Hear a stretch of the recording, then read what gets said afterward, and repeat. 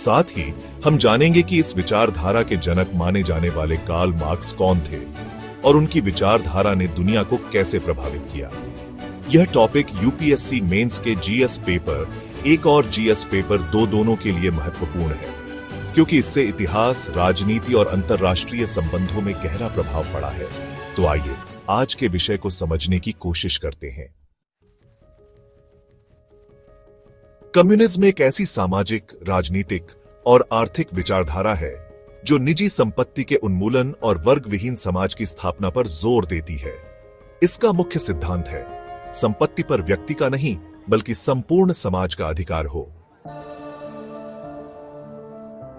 मुख्य विशेषताएं: 1. सामूहिक स्वामित्व उत्पादन के साधनों, जमीन, कारखाने, पूंजी पर निजी स्वामित्व खत्म कर समाज का स्वामित्व होता है।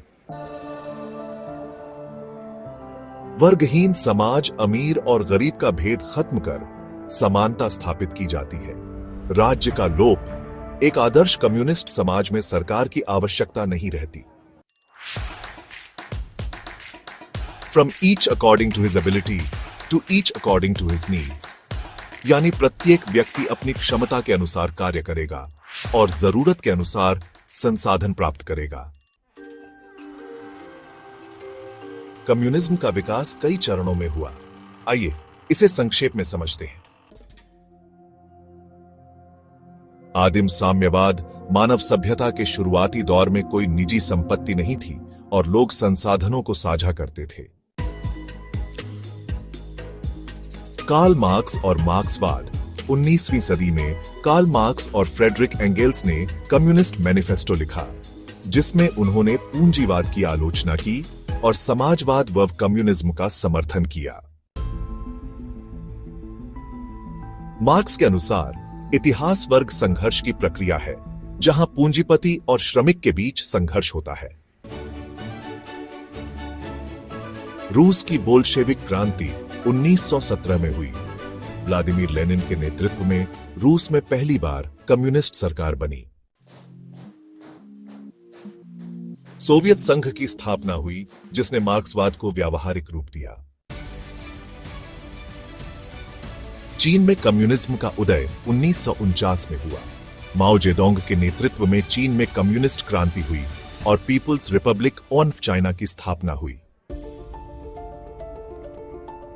शीत युद्ध के दौरान अमेरिका और पश्चिमी पूंजीवादी देशों का सोवियत संघ और अन्य कम्युनिस्ट देशों से टकराव रहा।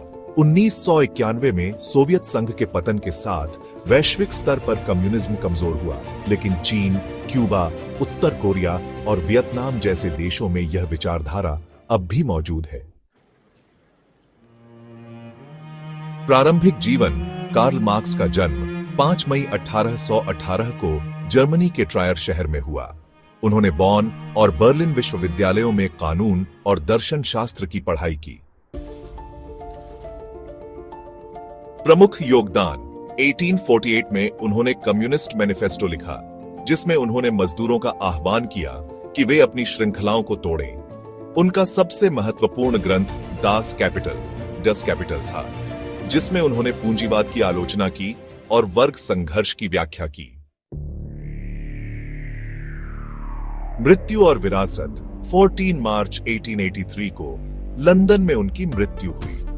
उनकी विचारधारा ने समाजवाद और कम्युनिज्म के प्रसार में महत्वपूर्ण भूमिका निभाई। Segment 4। UPSC mains perspective. UPSC के दृष्टिकोण से कम्युनिज्म से जुड़े कुछ महत्वपूर्ण प्रश्न हो सकते हैं। कम्युनिज्म और समाजवाद में अंतर स्पष्ट करें। मार्क्सवाद का आधुनिक विश्व राजनीति पर प्रभाव क्या है? क्या भारत में समाजवाद की अवधारणा कम्युनिज्म से प्रभावित हुई है? तो दोस्तों, यह था कम्युनिज्म और कार्ल मार्क्स से जुड़ा विस्तृत विश्लेषण। अगर आपको यह वीडियो पसंद आया हो तो इसे लाइक करें, शेयर करें और कमेंट में बताएं कि आपको अगला वीडियो किस टॉपिक पर चाहिए। यूपीएससी से जुड़ी महत्वपूर्ण जानकारियों के लिए हमारे चैनल बाला सर्स IAS को सब्सक्राइब करें। मिलते हैं अगले वीडियो में।